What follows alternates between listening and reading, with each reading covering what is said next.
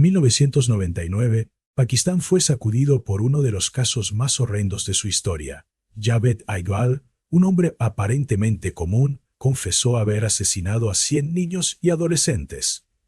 Sus crímenes, marcados por la brutalidad y la falta de humanidad, dejaron al país en estado de shock.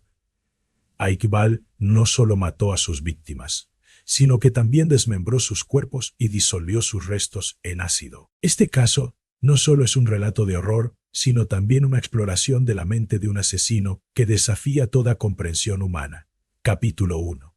Los primeros años de Javed Iqbal. Javed Iqbal nació en 1956 en Lahore, Pakistán. Provenía de una familia de clase media, pero desde joven mostró signos de comportamiento problemático. Era un niño solitario y retraído, con una fascinación por el control y la dominación. A medida que crecía, su personalidad se volvió más oscura y comenzó a mostrar rasgos de narcisismo y sadismo. Aunque no hay muchos detalles sobre su infancia, se sabe que Iqbal tuvo una relación complicada con su familia. Su padre era una figura autoritaria, y su madre, aunque cariñosa, no pudo contener las tendencias violentas de su hijo. Estas tensiones familiares, combinadas con una mente perturbada, sentaron las bases para lo que vendría después. Capítulo 2.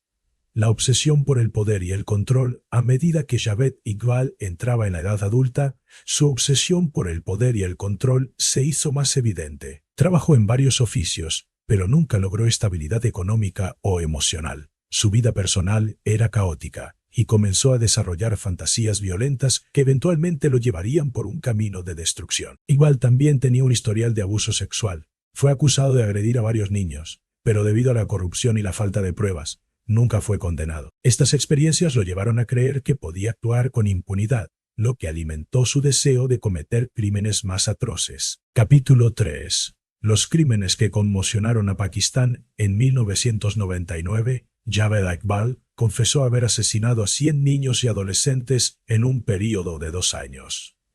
Sus víctimas eran principalmente niños de la calle, provenientes de familias pobres y marginadas. Iqbal los atraía a su apartamento con promesas de comida, dinero o trabajo, y una vez allí, los drogaba y los sometía a abusos sexuales antes de asesinarlos. Los métodos de Iqbal eran particularmente brutales. Después de matar a sus víctimas, desmembraba sus cuerpos y disolvía los restos en ácido. También guardaba pertenencias de los niños, como ropa y juguetes, como trofeos. En su confesión, describió con detalle cómo cometió cada uno de los crímenes, mostrando una frialdad que dejó a las autoridades y al público en estado de shock.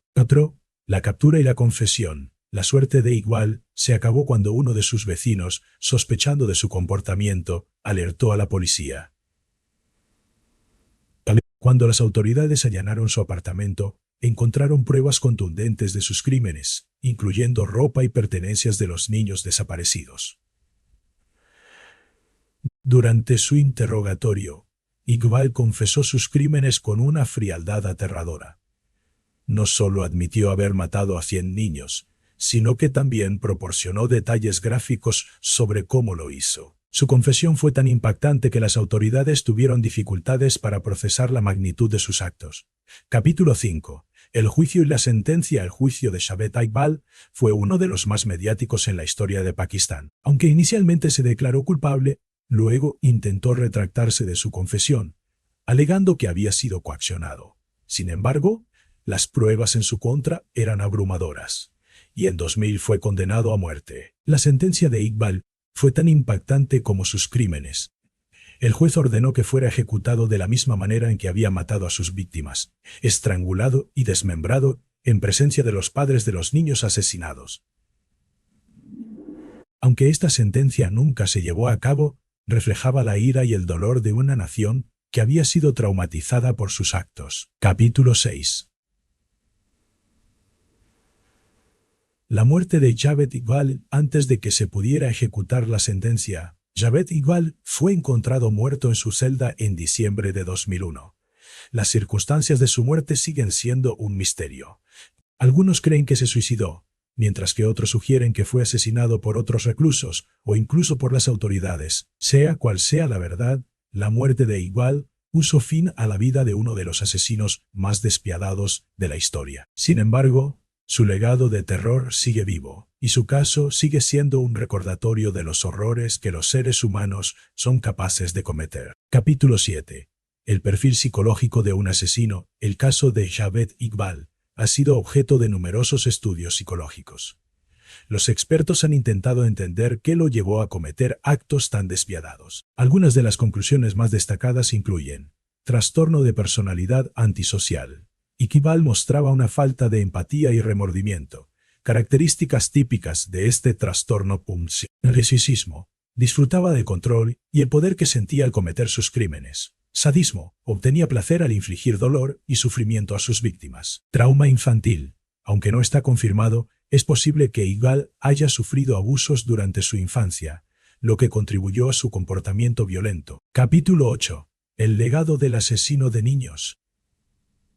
El caso de Javed Iqbal dejó una marca imborrable en la historia de Pakistán. Sus crímenes no solo conmocionaron al país, sino que también expusieron las fallas del sistema judicial y social, que permitieron que sus actos pasaran desapercibidos durante tanto tiempo. Además, su historia ha inspirado libros, documentales y películas que exploran no solo sus crímenes, sino también las preguntas más profundas sobre la naturaleza humana. ¿Es posible detectar a un asesino antes de que actúe? Conclusión. Una mente oscura y enigmática, la historia de Javed Iqbal es un recordatorio de que el mal puede esconderse en los lugares más inesperados.